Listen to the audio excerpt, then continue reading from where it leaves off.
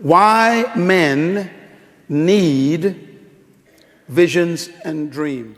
ቀጥሎ ምን ተረጉምላችሁ ትምህርት በዶክተር ማይልስ ሙንሮ የተሰጠ ሲሆን ወንዶች ለምን ራእይና ህልም እንደሚያስፈልጋቸው በሚያስገርም ሁኔታ ሲተነትኑና ሲያስተምሩ ከእግዚአብሔር ቃል እየጠቀሱ ሲናገሩ የቆዩበትን ትምህርት ነው። በቀጥታ ወደ እናንተ ተርጉመንላችኋል። ተከታተሉት። ዛሬ ማታ ትኩረቴን የማደርገው በአንድ በጣም አስፈላጊና ቀላል በሆነ ጉዳይ ላይ ነው። ይህን ርዕስ በገጻችሁ አናት ላይ እንድትጽፉት ፈልጋለሁ። ወንዶች ለምን ራእይና ህልም ያስፈልጋቸዋል? በዚህ ክፍለ ጊዜ የምንወያይበት ርዕስ ይህ ነው። እስኪ ከኔ ጋር ድገሙት። ወንዶች ለምን ራእይና ህልም ያስፈልጋቸዋል? አንድ ወንድ ራእይና ህልም እንዲኖረው ለምን አስፈለገ? ዛሬ ማታ ትኩረት የምናደርገው በወንድነት ማንነት ውስጥ ያለውን የራእይ ሚና በመረዳት ላይ ይሆናል።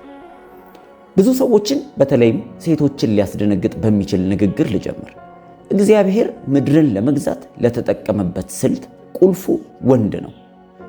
እግዚአብሔር ከሰማይ ሆኖ ምድርን ለመግዛት የተጠቀመበት መሰረታዊ ቁልፍ ወንድ ነው። ሰይጣንም ይህን ያውቃል። ይህንንም ጻፉት። ወንድ ለሰው ልጅ ቤተሰብ የእግዚአብሔር መሰረት ነው። አብዛኞቻችን ወንዶች የቤተሰብ ራስ እንደሆንን ተምረናል። አብዛኛውን ጊዜም ራስ ስንል በቤተሰቡ አናት ላይ ያለ ይመስለናል። እኔ ግን ያንን ምስል ለማስተካከል መጥቻለሁ። ወንድ የቤተሰቡ አናት ሳይሆን የታችኛው ክፍል ነው። እሱ መሰረት ነው። መሰረት መላውን ቤት ይሸከማል።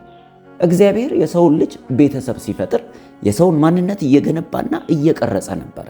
እንደ ማንኛውም ጥሩ ተቋራጭ ወይም ኮንትራክተር እግዚአብሔርም ስራውን የጀመረው ከመሰረቱ ነው። እግዚአብሔር ይህን ለምን መጀመሪያ እንዳደረገ ትልቁ ምስል ልስጣችሁ። መጽሐፍ ቅዱስ ስለ አንድ ንጉሥ፣ ስለ አንድ መንግስትና ስለ አንድ ንጉሳዊ ቤተሰብ የሚያወራ ነው። የእግዚአብሔር ዋና ዓላማ የሰማይ መንግስቱን ወደ ምድር ማስፋፋት ነበር። ስልቱም ምድርን በሰማይ መንግስት መውረር ወይም ኮሎናይዝ ማድረግ ነበር። የማይታየውን መንግስቱን ወደሚታየው ምድር ማስፋፋት ፈለገ። ስለዚህ እግዚአብሔር እናንተን የሰው ልጆችን የፈጠረው ያንን የመንግስቱን መስፋፋት በምድር ላይ እንድታስተዳድሩ በልጆቹ እንዲሆን ፈልጎ ነው። ይህንንም ግዛት ዶሚኒየን ብሎ ወይም መንግስት፣ አገዛዝ ብሎ ይጠራዋል። እግዚአብሔር እኔና እናንተን የፈጠረን የእግዚአብሔር መንግስት አካል እንድንሆንና በምድር ላይ እንድንሰለጥን ነው። በጣም አስፈላጊው ነጥብ ይህ ነው።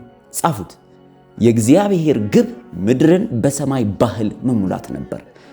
ወረራ ወይም ኮሎናይዜሽን የሚደረገው ይህንን ነው። አንድ መንግስት አንድን ግዛት ሲወርር ያንን ግዛት በራሱ ባህል ይሞላዋል። እኔ በ1954 ስወለድ የተወለድኩት በአገር ውስጥ ሳይሆን ቅኝ ግዛት ወይም ኮሎኒ በሚትባል አገር ውስጥ ነው። ቅኝ ግዛት ማለት ራቅ ባለ ስፍራ በሚገኝ መንግስት የሚተዳደር ግዛት ማለት ነው። ያ መንግስት ግዛቱን በባህሉ ይቃኘዋል። ግዛቱ ልክ እንደ መንግስቱ እስኪመስል ድረስ ለምሳሌ በሐማስ ብትመጡ ለ259 ዓመታት የገዛን የታላቋ ብሪቴን መንግስት ነበር እንግሊዝ። በሀገራችን የምናሽከረክረው በመንገዱ በግራ በኩል ነው። ምክንያቱም መንግስታችን የሚያሽከረክረው በዚያ በኩል ስለሆነ ነው። የምንናገረው እንግሊዘኛ ነው፣ ያውም የብሪታንያ እንግሊዘኛ። በቀን 4 ጊዜ ሻይ እንጠጣለን፣ ምክንያቱም ንጉሳችን በቀን 4 ጊዜ ይጠጣ ስለነበር ነው። በሌላ አነጋገር በመንግስቱ ውስጥ የሚሆነው ነገር ሁሉ በቅኝ ግዛቱ ውስጥ ይገለጣል። ዲሞክራሲ ቅኝ ግዛት የለውም። ቅኝ ግዛት ያላቸው መንግስታት ብቻ ናቸው። ለዚህ ነው ደቀ መዛሙርቴ ኢየሱስን እንዴት እንጸልይ ብለው በጠየቁት ጊዜ መልሱ በጣም ቀላል የነበረው አባታችን ሆይ በሰማያት የምትኖር ወይም በሩቅ አገር የምትኖር ስምህ ይቀደስ፣ መንግስትህ ትምጣ፣ ፈቃድህ በሰማይ እንደሆነች እንዲሁ በምድር ትሁን። ወደ ሰማይ እንድትሄዱ ወይም አልጸልየም፣ ሰማይ ወደ ምድር እንድትመጣ እንጂ። የቤተ ክርስቲያን አንዱ ትልቁ ስህተት የእግዚአብሔርን መርሃ ግብር መገልበጧ ነው። ትኩረቷን ሁሉ ሰዎችን ምድርን ጥለው እንዲሄዱ በማሰልጠን ላይ ታደርጋለች። ትእዛዙ ግን እስክትመጣ ድረስ ንግዱ ወይም ይዘቱ የሚል ነበረ። ስለዚህ እኛ እዚህ የተላክነው ምድርን በእግዚአብሔር ባህል እንድንሞላ ነው። እስኪ በዘፍጥረት መጽሐፍ ያለውን የእግዚአብሔርን ትእዛዝ እንመልከት። በዘፍጥረት ምዕራፍ 1 ቁጥር 26 ላይ እግዚአብሔር እንዲህ ይላል፣ ሰውን በመልካችን እንደ ምሳሌያችን እንፍጠር፣ የባህር ዓሦችን፣ የሰማይ ወፎችን እንስሳትንና ምድርን ሁሉ በምድር ላይ የሚንቀሳቀሱትን ሁሉ ይግዙ። አሁን እግዚአብሔር ሰውን ለምን እንደፈጠረው እንወቅ። እንዲገዛ፣ ዶሚኒየን እንዲያደርግ ነው። መግዛት ወይም ዶሚኒየን የሚለው ቃል በጣም አስፈላጊ ነው። ይህ ቃል በዕብራይስጥ ራዳ ይባላል። ትርጉሙ መንግስት፣ ማስተዳደር፣ መምራት፣ መቆጣጠርና ማዘዝ ማለት ነው። እግዚአብሔር ሁላችሁንም ወንዶች ፕላኔቷን ለእኔ አስተዳድሩልኝ፣ በምድር ላይ ስልጣን ይኖራችሁ፣ በባህል ሙሏት ብሏል። ስለዚህ አንተ የተፈጠርከው ለመምራት ነው። መምራት ተፈጥሮ ነው ማለት ነው። ለዚህ ነው ምን ማድረግ እንዳለብህ ሲነገርህ ደስ የማይልህ። ምክንያቱም ለመሪነት ለማስተዳደር ታጥቀው የተፈጠርክ ሰው ስለሆንክ ነው። ነገር ግን ይህ ስልጣን በሰዎች ላይ እንዲሆን አልተፈጠረም። ማለት ሰው ላይ እንዲገዛ እንዲያስተዳድር አይደለም። ይህን ነጥብ በደንብ ጻፉት። ሰው በሌሎች ሰዎች ላይ እንዲሰለጥን አልተፈጠርንም። እንድንሰለጥን የተፈጠርነው በምድር ሀብቶች ላይ ነው። እግዚአብሔር ለእያንዳንዳችን የየራሳችን የስጦታ መስክ ሰጥቶናል። የህይወት ቁልፉ የእርሳውን ልዩ የክህሎት ወይም የስጦታ መስክ ማግኘት ነው። ያ የአንተ ግዛት ይሆናል። እያንዳንዱ ወንድ በስጦታው አማካኝነት አንድን የህይወት ዘርፍ እንዲቆጣጠር ተፈጥሯል። ግዛትህን ማግኘት ማለት የግል ዓላማህንና መሪነትህን ማግኘት ማለት ነው። እውነተኛ መሪነት ሰዎችን ከመቆጣጠር ይልቅ ራስን ከማግኘት ጋር የተያያዘ ነው። ስጦታህን አግኝተህ በዚያ ላይ ስትሰለጥን ሰዎች ወደ አንተ መምጣት ይጀምራሉ። እውነተኛ መሪዎች ተከታዮችን አያድኑም። ይልቁንም ተከታዮች በመሪዎች ስጦታ ይሳባሉ እንጂ። እግዚአብሔር የሰውን ልጅ ቤተሰብ እንዴት እንደቀረጸው ነው። ሂውመን የሚለው ቃል ከሁለት ቃላት የተመሰረተ ነው። የመጀመሪያው ሂውመስ ወይም አፈር ጭቃ ማለት ነው። ሁለተኛው ማን ወይም እግዚአብሔር ለፈጠረው መንፈሳዊ ማንነት የሰጠው ስም ነው። ስለዚህ ሂውማን ማለት በአፈር ልብስ ውስጥ ያለ መንፈሳዊ ማንነት ማለት ነው። አካላችሁ አፈር ነው። ይህ ደግሞ በጣም አስፈላጊ ነው። ምክንያቱም መንፈስ ጾታ የለውም። በመጽሐፍ ቅዱስ ውስጥ ተባዕት መንፈስ ወይም እንስት መንፈስ የሚል ነገር አታገኙም። ኢየሱስም ቢሆን በትንሣኤ ጊዜ ስለ ጋብቻ ሲጠየቅ በሰማይ እንደ መላእክት ናቸው እንጂ አይጋቡም አያገቡም ብሏል። መንፈስ ጾታ የለውም። ነገር ግን እግዚአብሔር የመጀመሪያውን መንፈስ ወስዶ በአፈር ውስጥ አኖረ። መጀመሪያ የቀረጸው አካል ደግሞ ወንድን ነበረ። በዘፍጥረት ምዕራፍ 1 ቁጥር 27 እንደዚህ ይላል፣ እግዚአብሔርም ሰውን በመልኩ ፈጠረው ይላል። በእግዚአብሔር መልክ ፈጠረው፣ ወንድና ሴት አድርጎ ፈጠራቸው ይለናል። ይህ ምን ማለት ነው? ሰው በሁለት ሞዴሎች ይመጣል፣ በወንድና በሴት ሞዴል። በሴቷም ውስጥ ያለው መንፈስ ስሙ ሰው ነው፣ በወንድም ውስጥ ያለው መንፈስ ስሙ ሰው ነው። ነገር ግን እግዚአብሔር መጀመሪያ የወንድን አካል የሰራው ወንድ የሰው ልጅ ቤተሰብ መሰረት መሆን ስላለበት ነው። ዛሬ በምድር ላይ 6.7 ቢሊዮን ሕዝብ ቢኖርም አንዱም ከአፈር አልተፈጠረም። ሁሉም የወጡት ከአንድ ወንድ ነው። እግዚአብሔር ከአፈር የፈጠረው አንድ ሰው ብቻ ነው። ከዛ በኋላ ለመፍጠር ብሎ እንደገና ወደ አፈር አልተመለሰም። እግዚአብሔር ሴትን እንኳን የፈጠራት ከአፈር አይደለም፣ ከዚያው ከወንዱ ወንድ አካል ውስጥ ወጣች እንጂ። እግዚአብሔር ወደ ወንዱ ውስጥ ገብቶ ሴትን አወጣት። ከዚያም ሴቷ ለወንዱ ማቀፊያ እንድትሆን አደረጋት። እሱም ዘርን ለቀቀ፣ እርሱም ምድርን ሞሉ። ከ6.7 ቢሊዮን ወንዶችና ሴቶች በኋላ አዳም አሁንም ዘርን እየለቀቀ ነው። ስለዚህ የሰው ልጅ ቤተሰብ ግርጌ ወይም መሰረቱ አንድ ሰው ብቻ ነው ማለት ነው። እሱም ወንድ ነው። እግዚአብሔር ስልቱን መቼም ቢሆን አልቀየረም። ወንድ የሰው ልጅ ቤተሰብ መሰረት ነው። በዘፍጥረት ምዕራፍ 1 ቁጥር 28 ላይ እግዚአብሔር እንዲህ በማለት ባረካቸው ይለናል፣ ብዙ ተባዙ፣ ምድርን ሙሏት፣ ግዟትም። እግዚአብሔር በወንዱ ላይ የጣለው ግዴታ ምድርን እንዲሞላ ነበር። ዘፍጥረት ምዕራፍ 1 የፍጥረት አጠቃላይ ማጠቃለያ ሲሆን ምዕራፍ 2 ደግሞ እግዚአብሔር እንዴት እንዳደረገው የሚገልጽ ዝርዝር ነው። በዘፍጥረት ምዕራፍ 2 ቁጥር 4 ላይ እንዲህ ይላል፣ የምድር አትክልት ሁሉ ገና በምድር ላይ አልነበረም፣ እግዚአብሔር አምላክ በምድር ላይ አላዘነበም ነበርና ይልና ምድርንም የሚቆፍር የሚያስተዳድር ሰው አልነበረምና ይላል። እግዚአብሔር ማንኛውም ነገር እንዲያድግና እንዲቀጥል የከለከለው ምድርን የሚያስተዳድር ወይም የሚያሳድግ ማኔጅ የሚያደርግ ወንድ ስላልነበረ። ይህ በጣም ትልቅ ነጥብ ነው። አስተዳደር በሌለበት ቦታ ሁሉ እግዚአብሔር እድገትን ያቆማል። ምናልባት ገንዘብ የሌላችሁ የሰጣችሁት ጥቂት ነገር ማስተዳደር ስላቃታችሁ ሊሆን ይችላል። ትዳራችሁ የፈረሰው ግንኙነታችሁን ማስተዳደር ስላቃታችሁ ሊሆን ይችላል። ያላስተዳደሩትን ነገር ሁሉ ያጣሉ። እግዚአብሔር ሰውን ሲያበጅ ሁለት ቃላት ተጠቅሟል። መፍጠር የሚለው ባራ እና ማድረግ ወይም ማበጀት አሻ የሚለው ቃል ነው። ባራ ወይም መፍጠር የሚለው ቃል ማለት ከሌለ ነገር ወይም ከምንም ማውጣት ማለት ነው። የእርሶ መንፈሳዊ ክፍል ወይም የኔና የናንተ ከእግዚአብሔር መንፈስ የወጣ እፍ የተባለብን ከምንም ነገር የመጣ ነው። ባራ የተፈጠረ ነው። ማድረግ ወይም ማበጀት የሚለው ቃል ግን ከአፈር ከሆነ ካለ ነገር የሆነ ነገር መቅርጽ መስጠት ማበጀት ማለት ነው። ስለዚህ ይሄኛው አካላችን አፈር ሲሆን እውነተኛው ማንነታችን ግን ከመለኮት የወጣ ከእግዚአብሔር መንፈስ ውስጥ እስትንፋስ ሆኖ የወጣ ነው። አካላችሁ መኖሪያ ቤት ወይም ካፕሱል ብቻ ነው። እግዚአብሔር መጀመሪያ የሰራው ካፕሱል ደግሞ የወንድ አካል ነበር። በዘፍጥረት ምዕራፍ 2 ቁጥር 8 ላይ እግዚአብሔር በኤደን ገነትን ተከለ ይለናል። የፈጠረውንም ሰው ወይም ወንዱን በዚያ አኖረው ይላል። እግዚአብሔር ወንዱን ገነትን ራሱ እንዲፈልግ አልፈቀደለትም። ይልቁንም አዘጋጅቶ በዚያ አኖረው ይለናል። ይህ ማለት ወንዱ በዚህ ስፍራ እንዲኖር ታስቦ ነበር ማለት ነው። በዘፍጥረት ምዕራፍ 2 ቁጥር 15 ላይ የእግዚአብሔርን ግልጽ ዓላማ እናያለን። እግዚአብሔር አምላክም ሰውን ወስዶ ያበጃትና ይጠብቃት ዘንድ በኤደን ገነት አኖረው ይለናል። እግዚአብሔር ይህን ትእዛዝ የሰጠው ለወንዱ ብቻ ነው። በዚያን ጊዜ ሴቷ ገና አልተፈጠረችም ነበረ። ስለዚህ ወንዱ መረጃውን ሁሉ በቀጥታ ተቀበለ። አሁን ይህ ጥቅስ በጥልቀት እንመልከተው። እግዚአብሔር ወንዱን በኤደን አኖረው። ኤደን የሚለውን የዕብራይስጥ ቃል ትርጉም እንየው። ኤደን ማለት በምድር ላይ ያለ አንድ ተራ ስፍራ አይደለም። ለዚህ ነው ማንም ሊያገኘው አልቻለም። ኤደን ድባብ ወይም ከባቢ አየር ነው። እግዚአብሔር ወንዱ እንዲኖርበት የፈጠረው ከባቢ አየር በሉት። በዕብራይስጥ ቋንቋ ኤደን የሚለው ቃል 5 መስመሮች ያሉት ሲሆን ትርጉሙ ስፍራ፣ ቅጽበት፣ መገኘት፣ ክፍት በር እና ደስታ ማለት ነው። ሁሉንም በአንድ ላይ ስናጠቃልለው ኤደን ማለት የእግዚአብሔር መገኘት ያለበት ወደ ሰማይ የሚወስድ ክፍት በር ያለበትና ደስ የሚል ስፍራ እንደማለት ነው። አዳም ጸሎት፣ መዝሙር፣ ጾም፣ መሰዊያ፣ ካህን ወይም ፓስተር አያስፈልገውም ነበር። ለምን? በቀጥታ ወደ ሰማይ የሚወስድ ክፍት በር ነበረው። በዚያ ድንቅ መገኘት ውስጥ ይኖር ነበረ። ወንድ የተፈጠረው በዚያ እንዲኖር ነው።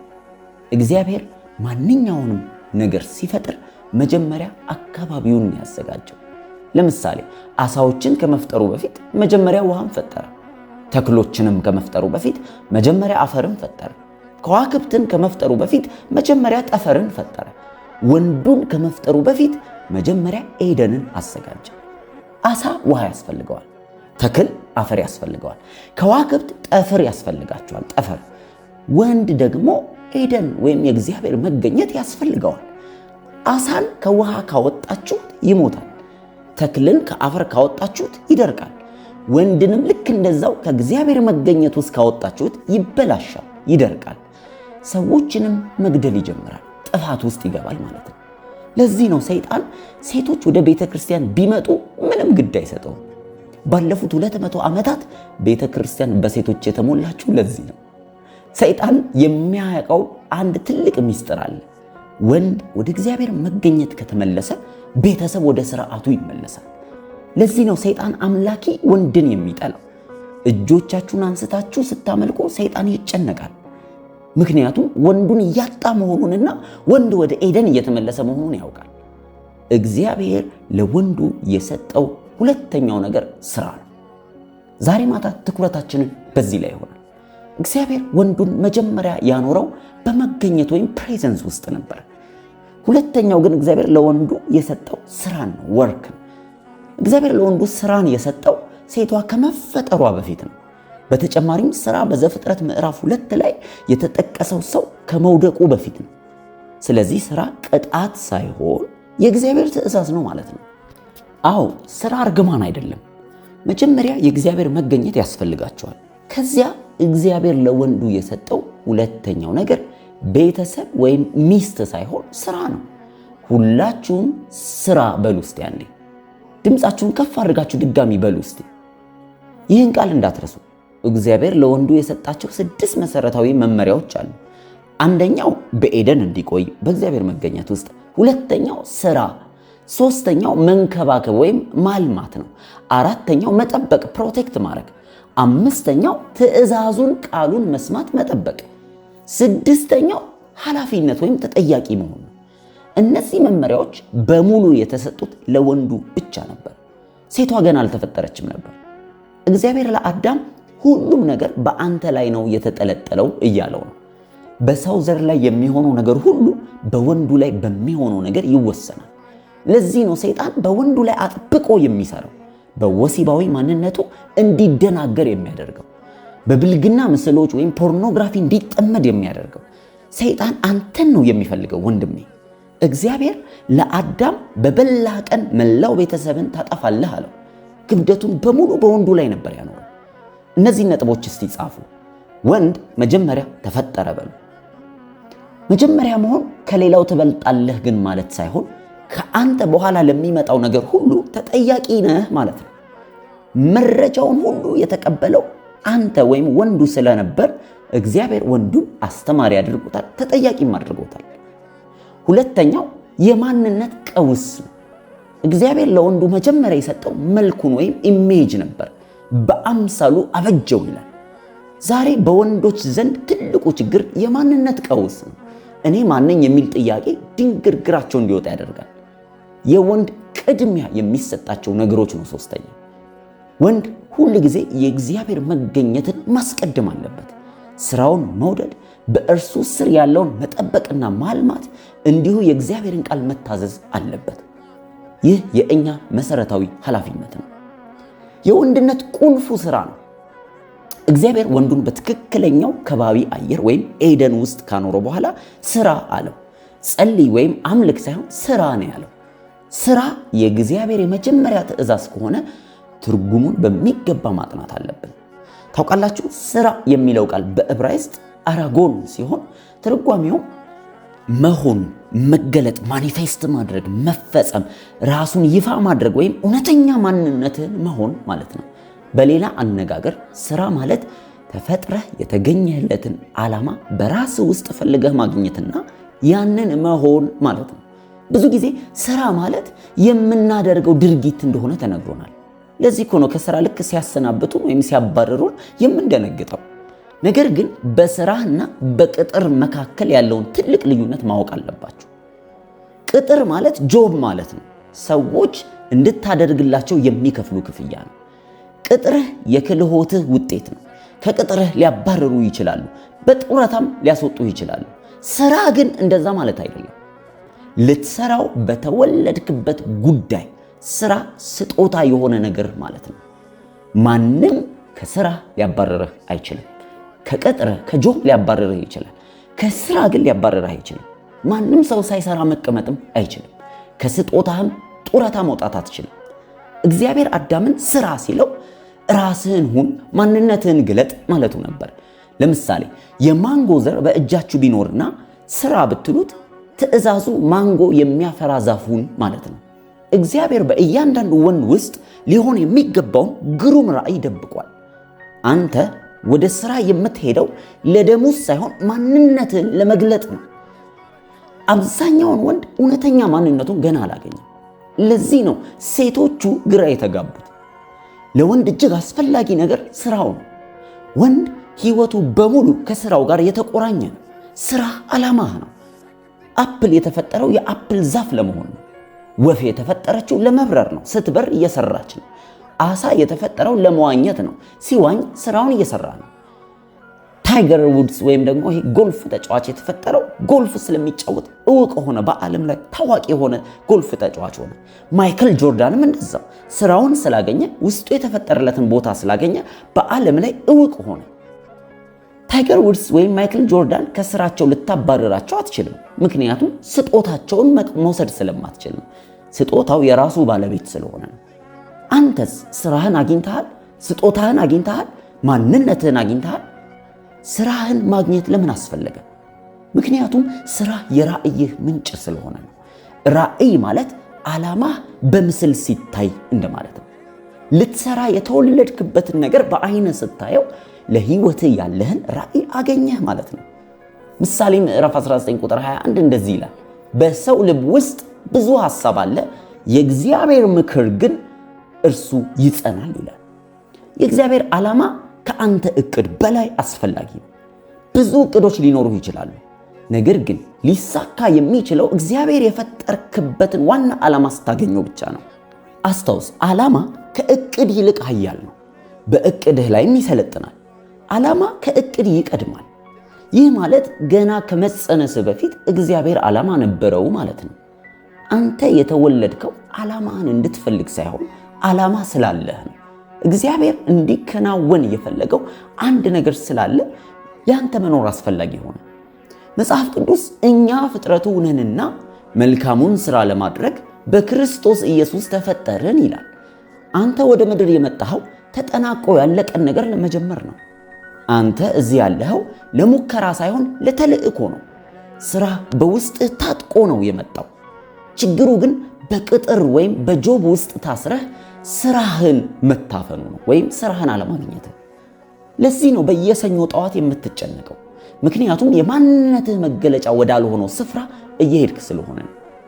ይህን ነጥብ ጻፉት። የወንድ የመጀመሪያ ቅድሚያ የሚሰጠው ነገር ሥራው ነው። ወንድ የሚተረጎመውም በሥራው ነው። ወፍ በመብረር ዓሣ በመዋኘት እንደሚተረጎመው ሁሉ ወንድም በሥራው ይተረጎማል። ለዚህ ነው አንድ ወቅት ቅጥር ሲያጣ አይምሮን የሚሰጠው። ሕይወቱ በሙሉ ከሥራው ጋር የተቆራኘ ስለሆነ ነው። ሥራ ሲያጣ ራሱን እስከ ማጥፋትና ለጭንቀት እስከ መዳረግ ይደርሳል። ነገር ግን ብዙዎቹ ሥራዬ የሚሉት ነገር ቅጥራቸውን ወይም ጆባቸውን የተቀጠሩትን ሥራ ብቻ ነው። ዛሬ ከቅጥር እስራት ነፃ ወጥታችሁ ወደ እውነተኛው ሥራችሁ ትገባላችሁ። ወንድ ትልቅ እርካታ የሚያገኘው በሥራው ውስጥ ነው። ለወንድ ሥራ ከሴት ይበልጥ አስፈላጊ ነው። እግዚአብሔር ለወንዱ ሥራን በቁጥር 15 ላይ ሰጠው፣ ሴትን ግን በቁጥር 22 ላይ ፈጠረ። ይህ ሰው ብቻውን ሲሰራ መልካም አይደለም አለ። ይህ ማለት ሴት ከመፈለግ በፊት ሥራህን ማወቅ አለብህ ማለት ነው። ዛሬ ብዙ ሴቶች የሚሰቃዩት ሥራውን ካላገኘው ወንድ ጋር ስለሚኖሩ ነው። ዋጋ በሥራው ውስጥ ነው። ወንድ ዋጋውን የሚያገኘው ከሥራው እንጂ ከሴት አይደለም። አንድ ወንድ ስለ ሥራው ግንዛቤ ሲያጣ ዋጋ ቢስ እንደሆነ ይሰማዋል። ክብርህን በሥራ ውስጥ ነው ያለው። ወንድ ሥራውን ሲያገኝ የሰው ማረጋገጫና አድናቆት አያስፈልገውም። ስጦታውንና ሥራውን ያገኘው ወንድ ከጓደኞቹ ጋር ሜዳ ላይ መዋል አያቆምም። ምክንያቱም ሙሉ እርካታውን በሥራው ውስጥ ስላገኘ ነው። ኢየሱስም ቢሆን ደጋግሞ የላከኝን የአባቴን ሥራ እሠራ ዘንድ ይገባኛል ይል ነበር። ሙሉ በሙሉ የረካው በሥራው ውስጥ ስለነበረ ነው። በሴትና በሥራ መካከል ያለውን ግንኙነት እንመልከት እስቲ። የመጀመሪያው ሥራ ከሴት ይቀድማል የሚለው ነው። ከማግባት በፊት ለሕይወትህ ያለህን ራእይ ማወቅ አለብህ። ሔዋን አዳምን ስታገኘው በሁለት ነገሮች ላይ ነበር። የመጀመሪያው በእግዚአብሔር መገኘት ውስጥ ነበር። ሁለተኛ በሥራ ላይ የነበረ ወንድ ነው። ሴት ልታገኝህ የሚገባው በእነዚህ ሁለት ሁኔታዎች ውስጥ ስትሆን ነው። ሁለተኛው ደግሞ ሥራ የመሆን ሂደት ነው። ሥራ የምታደርገው ነገር ሳይሆን የምትሆነው ወይም የምትገለጠው ማንነትህ ነው። ዓላማህን እየኖርክ ስትሆን ለሴት ዝግጁ ትሆናለህ። እግዚአብሔር ለምን ሥራን ከሴት አስቀደመ? ለምን ያስቀደመ ይመስላችኋል? አዎ፣ እግዚአብሔር ያንን ያደረገበትን ምክንያት መጽሐፍ ቅዱስ ላይ የሚያስረዳው ነገር አለ። መጽሐፍ ቅዱስ ለወንድ የሚረዳው ሴትን እናበጅለት ነው የሚለው መጽሐፍ ቅዱስ። ወንዶች አስተውሉ። አንድ ሰው ሊረዳችሁ ከመጣ እናንተ የሆነ ነገር እያደረጋችሁ መሆን አለበት። አንዳንዶቻችሁ አንዲት ቆንጆ ሴት ከወላጆቿ ቤት አውጥታችሁ አልጋ፣ ምግብና ምቾት ከነበረበት ቤት ነቅላችሁ ተከተይኝ አላችኋት። መጽሐፍ ቅዱስ ደግሞ እሷ አንተ ልትረዳህ እንደተፈጠረች ይናገራል። እሷ አግብታ ወደ ቤትህ መጣች፣ አንተ ግን ምንም እያደረግክ አይደለም። ችግሩ ሴቷ ዘንድ ያለ ይመስላችኋል? በፍጹም። እግዚአብሔር ሴትን ሲፈጥር አበጃት ወይም ገነባት ነው የሚለው። ወንድን ግን ቀረጸው፣ ፎርም አደረገው ነው የሚለው። መቅረጽ ማለት መፈልፈል ሲሆን መገንባት ግን ቅርጽ ማውጣት ነው። ለዚህ ነው እኮ ወንድ ልጅ አንዲት ሴት ስታልፍ በቃ አለማየት የማይችል። ምክንያቱም እሷ የተገነባችው ከእርሱ ነው። እግዚአብሔር ወንድን ሲፈጥር ምንም መግቢያ አልሰራለትም፣ መውጫ ብቻ እንጂ። ረጋ በሉ ወንዶች ይህን ነገር ስናገር። ረዳት ስትባል ዝቅ ያለች ፍጥረት አድርጋችሁ እንዳታስቡ። ይህን መቆሚያ ለማንሳት እርዳታ ብፈልግ ከእኔ ጋር እኩል ጥንካሬ ያለው ወይም የሚበልጠኝ ሰው የሚያስፈልገኝ መጽሐፍ ቅዱስ ሴትን ደካማ ዕቃ ሲላት ትርጉም፣ ስስ፣ ውብ፣ ክብርት ማለት እንጂ ጥንካሬ የሌላት ማለት አይደለም። ረዳትህ እንድትሆን ካንተ ጋር እኩል ጥንካሬ አላት። ሴት ልጅ ስትመጣ በሙሉ ታጥቃ ነው የምትመጣው። ዕውቀትን፣ ጥበብን፣ እቅድን፣ ስልትን ይዛ ትመጣለች። ብዙ ወንዶች ግን የራሳቸው ፕሮጀክት ወይም ራዕይ ስለሌላቸው በሴቷ ብቃት ይፈራሉ። ጠበኛ ናት ይሏታል። እሷ ጠበኛ አይደለችም፣ የታጠቀች ናት። አንተ ግን የታጠቀችውን መሳሪያ በምን ላይ እንደምታውለው አታውቅም። አንዲት ሴት ወንድን ስታገባ እርካታ የምታገኘው በወንዱ ስራ ወይም ራዕይ ውስጥ ስትሆን ነው። ለሴቶች ምክሬ ይሄ ነው። አንድ ወንድ ሊያገባሽ ሲመጣ ትወደኛለህ ብለሽ አትጠይቂ። ይልቁንም ወዴት ነው የምትሄደው? ራዕይህ ምንድን ነው ብለሽ ጠይቂ። ለወንዶች ደግሞ ምክሬ ከሴት በፊት ስራ፣ ከሴት በፊት ራዕይ፣ ከሴት በፊት ተልእኮ ሊኖር ይገባል። ሚስቴ በዓለም ላይ ካሉ ደስተኛ ሴቶች አንዷ ናት። ምክንያቱም እኔን ስታገኘኝ ቀድሜ በስራዬ ውስጥ ነበር። ወንድ ልጅ ስራውን ሲያገኝ የሴቷን ሰላም ያረጋግጣል። ሴት የመጣችው ከአንተ ጋር ልትወዳደር ሳይሆን ልትሞላህ፣ ሙሉ ልታደርግህ ነው። አንተ ምንም ካላደረክ ግን እሷ ራሷን ለመርዳት የራሷን ቢዝነስና አገልግሎት ትጀምራለች። ሚስትህ ከአንተ የምትጠብቀው አንድ ነገር ብቻ ነው፣ እቅድ፣ ራዕይ። ከዚህ ስብሰባ ስትወጡ ለቤተሰቦቻችሁ ራዕይ ይዛችሁ ሂዱ። ለሚስትህ እንዲበላት፣ ውዴ አሁን ቅጥር አለኝ፣ ነገር ግን በእውነተኛ ስራዬ ላይ እየሰራሁ ነው። በቅርብ ጊዜ ውስጥ ታየዋለሽ ወደዛ ማንነቴ ስገባ በሏት። ሴት ልጅ በተፈጥሮዋ ኢንኩቤተር ወይም ማቀፊያ ናት። እግዚአብሔር መላ አካሏን የቀረጸው በዚህ መንገድ ነው። ማቀፊያ አስደናቂ ነገር ነው። ማንኛውንም ነገር ብታስገቡለት አባስቶ ህይወት ሰጥቶና ለውጦ ነው የሚመልስላችሁ። ማቀፊያ ምንም ነገር ለራሱ ያስቀርም፣ ያሳድገዋል።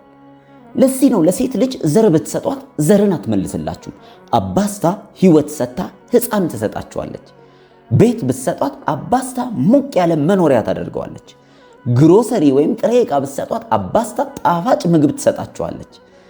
አንድ ቃል ብትነግሯት አባስታ አረፍተ ነገር ታደርገዋለች። በተቃራኒው ደግሞ ጭንቀትና ብስጭት ብትሰጧት አባስታ ገሃነብን ትሰጣችኋለች። ለሴት ልጅ የሰጣችኋትን ነገር ለማወቅ እሷ የምትመልስላችሁን ነገር ማየት ብቻ በቂ ነው። ሴት ልጅ ወደ ህይወት የመጣችሁ ልትረዳህ ነው። ነገር ግን ራዕዩን፣ ስራውን በማያውቅ ወንድ ትበሳጫለች። ወንድ ራሱን እንዲህ ብሎ መጠየቅ አለበት። ተልእኮዬ ምንድን ነው?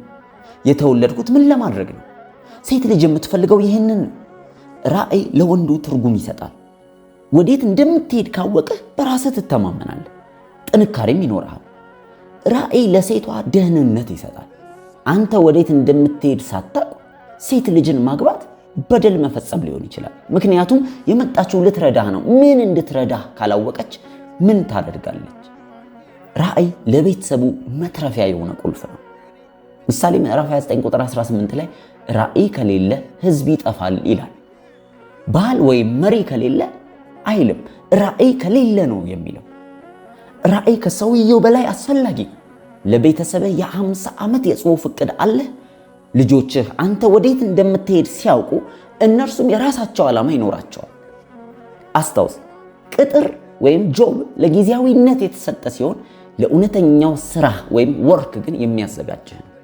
በቅጥር ላይ ያለህ ልትሞት አይገባም። መሞት ያለብህ በስራህ በዓላማህ ላይ ያለ። ከቅጥር ሊያባረሩህ ይችላሉ፣ ከስራህ ግን አይችሉም። ሚስትህ የምትፈልገው ደህንነት ወይም ሴኪዩሪቲ በስራህ ውስጥ ነው ያለው። ራዕይ የግል ቢሆንም ሚስጥር ግን አይደለም፣ ሁሉንም ይነካል። ራዕይ ለህይወትህ ራስን የመግዛት የዲሲፕሊን ምንጭ ነው። ራዕይ ከሌለ ማንኛውም ሰው ህይወትህን እንዲያሽከረክር እድል ትሰጣለህ። ዓላማ ከራዕይ ይቀድማል። ራዕይ የዓላማ መገለጫ ነው። ራዕይህ በዘር ውስጥ ያለውን የዛፍ ምስል እንደማየት ነው። ሁላችሁም ዓላማችሁን አይታችኋል። ነገር ግን ማህበረሰቡ ያንን ትልቅ ራዕይ አታስብ ስለሚላችሁ ራሳችሁን ማመን አቅቷችኋል። እግዚአብሔር ግን ዛሬ ወደ እናንተ የላከኝ ያንን ትልቅ ያያችሁትን ራእይ እመኑ ልላችሁ ነው። ራእይ እግዚአብሔር በልባችሁ ውስጥ ያስቀመጠው የዓላማው አደራ ነው። ራእይ ማለት ዓላማ በምስል ሲታይ ወይም ገና በጅምር ላይ ሳላችሁ መጨረሻችሁን ማየት እንደማለት ነው። የራሱ ስራና ዓላማ የገባው ወንድ ቤት ገብቶ ቢራ እየጠጣ ለ5 ሰዓት ቴሌቪዥን አይመለከትም፣ ወይም ከጓደኞቹ ጋር ፑል በመጫወት ጊዜውን አያባክንም። ራእይህ ስርዓት ያለው ሰው ያደርጋል። ራእይ የተጠናቀቀው የወደፊት ህይወት ቅድመ እይታ ነው። ራእይ ማለት ራስህን እግዚአብሔር በመጨረሻ እንደሚያይህ አድርገህ ማየት ነው። እግዚአብሔር እንድታይ ይፈልጋል፣ ነገር ግን በአይንህ እንድትኖር አይፈልግም። እግዚአብሔር ለሰው ልጅ የሰጠው ትልቁ ስጦታ የማየት ችሎታ ወይም ሳይት ሳይሆን የራእይ ስጦታ ወይም ቪዥን ነው። የራእይ ጠላት የማየት ችሎታ ነው። ማየት የአይን ተግባር ሲሆን ራእይ ግን የልብ ተግባር ነው። ራእይ ሲሆን የሚችለውን ያሳያል ወይም what could be ሊሆን የሚችለውን ታያለህ። ማየት ግን ያለውን ብቻ ያሳያል። ሁልጊዜ በራእይህ እንጂ በአይንህ አትኖር። መጽሐፍ ቅዱስ በእምነት እንመላለሳለን እንጂ በማየት አይደለም ይላል። ራእይህ ካሁኑ ተጨባጭ ሁኔታ በላይ እውነተኛ ነው። በአይንህ አትታለል። በዚህ ቀውስ ውስጥ ጭንቅላትህን ቀና አድርግ። ተስፋ የሚመነጨው ከራእይህ ነው። ራእይ የግል መተማመኛ ምንጭ ነው። ኢዩኤል መጽሐፍ ላይ እንደዚህ ይላል፣ በስጋ ዘር ሁሉ ላይ መንፈሴን አፈሳለሁ፣ ወይም በስጋ ለባሽ ሁሉ ላይ። ለመሆኑ መንፈስ ቅዱስ የመጣው ለምንድን ነው? በህንፃ ውስጥ እንድንሮጥና መሬት ላይ እንድንወድቅ ወንበር እንድንሰብር ነው? መንፈስ ቅዱስ ለሰው ልጅ 2 ነገሮችን ይዞ መጥቷል። የመጀመሪያው ለሽማግሌዎች ህልምን ያሳያል ይላል። ሁለተኛው ለወጣቶች ራእይን ይሰጣል ይላል። በዚህ ጉባኤ ላይ መንፈስ ቅዱስ ስለመኖሩ ትልቅ ማስረጃ በደስታ መጮህ ሳይሆን ስትወጣ ግልጽ የሆነ ህልም ወይም ራእይ ይዘህ መውጣት ስትችል ነው።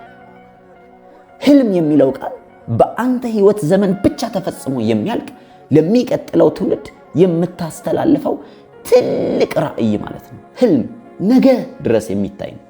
ራእይ ማለት ደግሞ ወጣት ስለሆን በህይወት ዘመን ልታጠናቀቀው የምትችለው ጉዳይ ነው።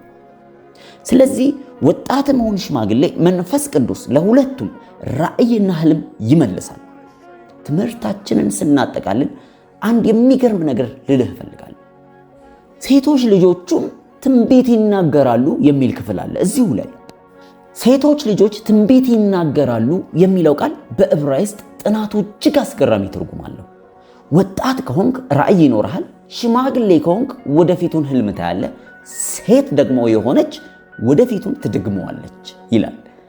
ይህ ማለት አንድ ወንድ ለሴት ራእዩን ሲነግራት እሷ ያንን ራእይ በውስጣ ታቅፋ ትይዘዋለች። ከዚያም በየቀኑ ያንን የነገራትን ራእይ ደግማ ትኖረዋለች፣ ትናገረዋለች። ለዚህ ነው ትንቢት መናገር የተባለው። ለሚስትህ እግዚአብሔር ይህን እንድሰራ ነግሮኛል ትላታለህ። እሷም አሜን ብላ ትቀበላለች። ከ2 ዓመት በኋላ ግን ተስፋ ስትቆርጥ ይህ ነገር አይሆንም ስትል እሷ መታ ቆይ እግዚአብሔር እንዲህ ብለሃል ነበረም ትልሃለች። አብዛኞቹ ወንዶች ይህን የሴቶች ንግግር ንጭንጭ ይሉታል። እግዚአብሔር ግን ትንቢት ይለዋል። እሷ ስራዋን እየሰራች ነው። የነገርካትን እግዚአብሔር ያለህን እያስታወሰች ነው። ስለዚህ ዝም በይ አትበላት። የመንፈስ ቅዱስ ዓላማ ሰውን ወደ ራእዩና ወደ ህልሙ መመለስ ነው። ትንቢተ ኢሳይያስ ምዕራፍ 46 ከቁጥር 10 ጀምሮ እንዲህ ይላል፣ ከጥንት ጀምሮ ገና ያልተደረገውን መጨረሻውንም ከመጀመሪያው የምናገር እኔ ነኝ ይላል። እግዚአብሔር ያንተን ህይወት ሲጀምር መጀመሪያ መጨረሻህን አጠናቆ ነው። ማንኛውም ነገር ተጀምሯል ማለት ተፈጽሞ አልቋል ማለት ነው። አባትህ ወደ እናትህ ማህፀን 600 ሚሊዮን የዘር ፍሬዎችን ሲለቅ እግዚአብሔር አንተን የመረጠው ያለቀውን ራእይ እንድትጀምር ነው። ያንተ መወለድ አንድ ያለቀ ነገር በምድር ላይ መጀመር እንዳለበት ማረጋገጫ ነው። እግዚአብሔር ያንተን መጨረሻ ከመጀመሪያ ጋር ያሳያል። ዛሬ በጅምርህ ላይ ሳለህ ባዶ ልትሆን ትችላለህ። ነገር ግን በመጨረሻህ ላይ ሚሊዮነር መሆንህን በራእይ ታያለህ። ያየኸው ነገር እዚያ ከሌለ እግዚአብሔር እንድታይ አያደርግም ነበር። ስላየኸው ብቻ እውነታ ነው። አንዲት ሴት ስታገባ በመጀመሪያ ላይ ያለህን ምንም አታሳይ። ይልቁንም በመጨረሻ ላይ የሚሆነውን ራእይህን አሳያት። ውዴ እዚህ እንድደርስ እርጅኝ በላት። እኔና ባለቤቴ ስንጋባ በኮሌጅ ውስጥ ያለው ምንም የሌለኝ ድሃ ነበርኩ። ነገር ግን ህልሜን ነገርኳት። እሷም ከኪሴ ይልቅ ህልሜን አመነች። ዛሬ ላይ ባለ ብዙ ሚሊዮን ዶላር ባለቤት እንደመሆን በወቅቱ አላወቀችም ነበር። ወንድሜ ወደ ቤት ሂድና ራእይህን በወረቀት ላይ አስፍር። ለሚስትህም እንዲበላት ውዴ ለጥቂት ጊዜ ታገሺ። አብረሽኝ ከቆየሽ በገዛ የግል ጀት ውስጥ የራስሽን ወንበር እንደሚኖርሽ ቃል እገባልሻለሁ በላት። ዛሬ ቃል እገባልሃለሁ ና ከኔ ጋር አለም። እግዚአብሔር እንደሚያደርገው እርግጠኛ ሁን። ወንድሜ ዛሬ ባለህበት ሁኔታ አትመዘን። ምናልባት ዛሬ የቤተ ክርስቲያን አባላትህ 50 ብቻ ሊሆኑ ይችላሉ። ነገር ግን ለሚስትህ እንዲበላት ውዴ አብረሽኝ ቆይ፣ እግዚአብሔር ያሳየኝ 50,000 ነው በላት። ሁላችሁም በባዶ እግራችሁ ውስጥ አንዴ ቆሙ።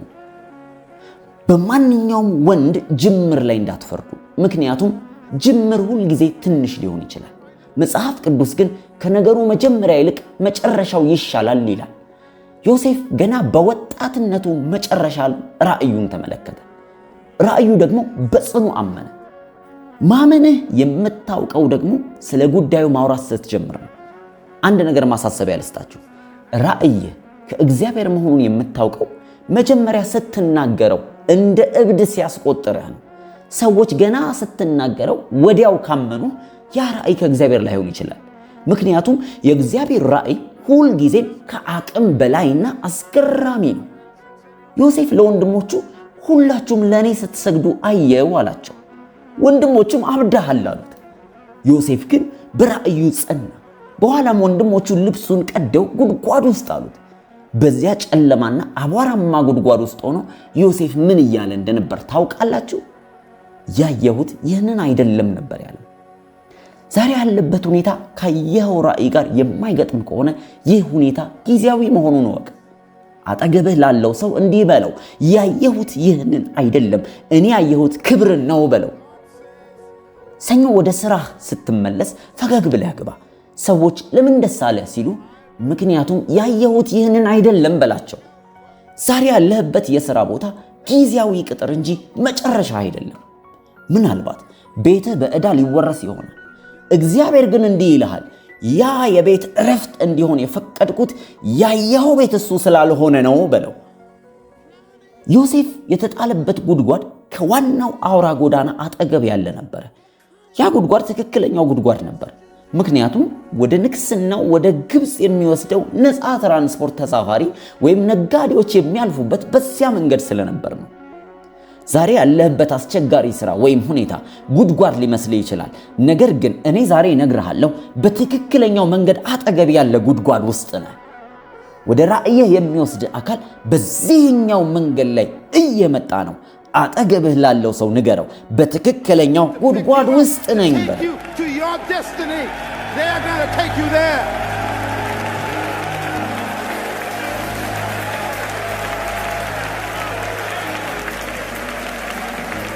ይህንን መልእክት ተምራችሁ ካስደሰታችሁ፣ ልባችሁ ከተናገራችሁ ለሌላ ሰው አሁኑኑ ሼር በማድረግ መልእክቱን አስተላልፉት።